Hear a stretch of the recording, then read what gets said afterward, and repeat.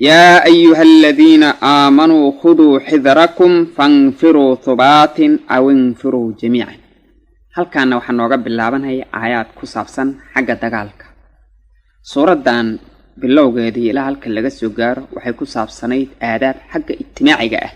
حق دقانك يا معاملة وشدة دادكو معاملون هي قارهان دادك مجتمع كويس تاكتا داران تريد اللو تراهيو حقوق اللو اوفين هي أغونتي dadka kaleetee muxuu ahaa caqli naaqoska walwaalan sufahada dadkaas ayaa muxuu ahaa nalooga soo bilaabay suuradan dabadeed axwaal shakhsiya ayaa waxyaana looga soo sheegay xagga qoyska umuraha ku saabsan dhaxalkii guurkii waxyaalo sidaas oo kaleeta awaamirta ayaan soo haynay iyo waxyaalo kaleeto ilaahay daacadiisa iyo ku saabsan halkaana waxaa ka guda galaynaa xagga dagaalka aayaad xagga dagaalka ku saabsan haddaba aayaadkan waxaan ku arki doonaa taktiigga ama xeelada xarbiga ah khulaaso ku saabsan ee sida lagu libhelahiya khulaasadaas oo ka kooban marka ugu horeysa diyaar garow fi wujuubi al-isticdaad lil-harb diyaar garoobidda wujuubnimadeeda loo diyaar ahaado dagaalka iyo xarbaha iyo digtooni laga digtoonaado cadowga iyo xiilooyinkiisa laga digtoonaado taamid weeye tan labaad waxay noqonaysaa in la nadiifiyo jabhada dagaalka dhexdeeda la nadiifiyo oo laga nadiifiyo kuwa aan daacadda u ahayn kuwa fulooyada ah kuwa muxuu ay suuruudo fashal iyo qalaaqal inay ku keenaan jabhadaas laga nadiifiyo tan saddexaad waxa weeyaan tirtirsiis jihaadka la isku tirtirsiiyo la caddaynhayo jihaadkaas abaalka iyo thawaabka iyo miraha wanaagsan ee laga helayo iyo xusid la xusayo dadka dacafada ah ee la cabiidsanhayo oo markaas ay waajib tahay dartood in loo dagaalamo walaalaheennana ah kuwaas diinta nagula walaal dhaqanka nagula walaal kuwa dartood loo dagaalamayo xusid la xusayo xaqooda saas lagu isku tirtirsiiyo thawaabka laga helayo jihaad iyo muxuu ahaa waxyaalka kaleeto dadkaas fakintoodii oo nusrayntooda aayadkan khulaaso sidaas oo saddexdaas qodob ay u waaweyn yihiin ayaan ka arki doonaa ilaahay wuxuu leeyahay subxaanahu wa tacaala yaa ayuhalladhiina kuwii aamanuu rumeeyeenow khuduu qaata xidrakum digtoonidiinna qaata digtoonidiinna cadowga xiilooyinkiisa iyo makrifalkiisa aad ka digtoontihiin digtoonidaas qaata haddaba digtoonida cadowga laga digtoonaadaa waxay keenaysaa in la diyaar garoobo oo wax alla wixii awood la heli karo xagga hubka iyo xagga dadka iyo xagga maalka wax alla wixii dagaalka looga baahan yahay in la diyaar garaysto digtoonidu taasi keenaysaa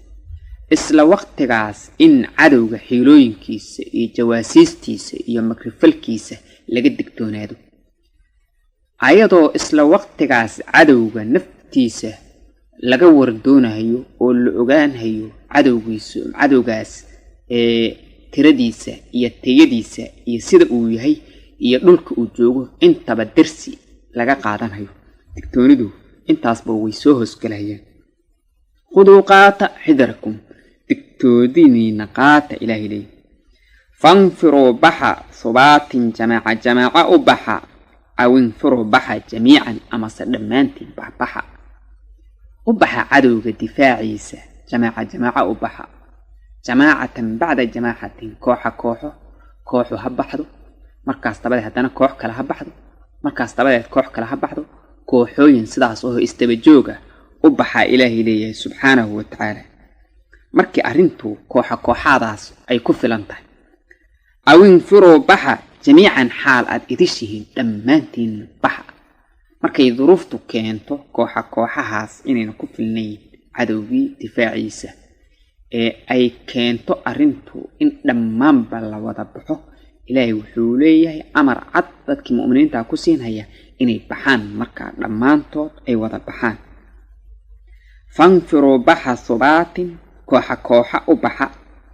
aw infiruu baxa jamiican xaal aad dhantihiin markii taas naloo sheegay digtoonidaa nala faray bixidda cadowga difaaciisa loo baxo kooxa iyo jamaacaadba loogu baxo nala faray. ilaahay wuxuu xusuusinayaa in had iyo jeer ay jiraan dad aan daacad ahayn, dad munaafiqiin ah, dad ayagu ka cuslaysanaya bixitaankaas, dadkana cuslaynaya in dad saas ay jiraan, kuwa fulaynimo qaba iyo kuwa jira qalbiga ka qababa. kuwaasaa markaas nalooga digaya, dabeecadoodana naloo sheegaya. wa inna minkum waxaa idin ka mid ah laman duul baa idin ka mid ah, qof baa idin ka mid ah layubaddi'anna cuslaanhayo oo naftiisa is-cuslaynhaya, kayrkiisna cuslaynhayo oo wahsi gelinhaya. kuwa naftooda wahsanhayaan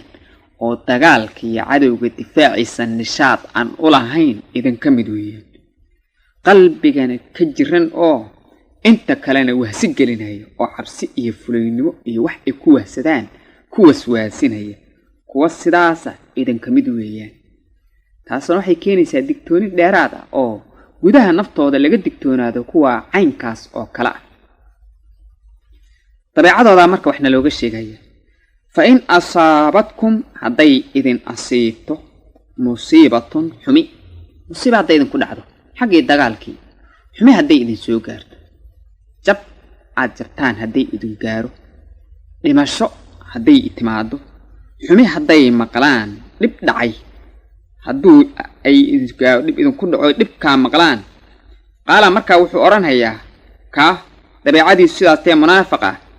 qad xaqiiqe ah ancama allaahu alla waa nicmeeyey calaya ani korkayga waa ii nicmeeyey, id waqti lam akun aanan ahaanin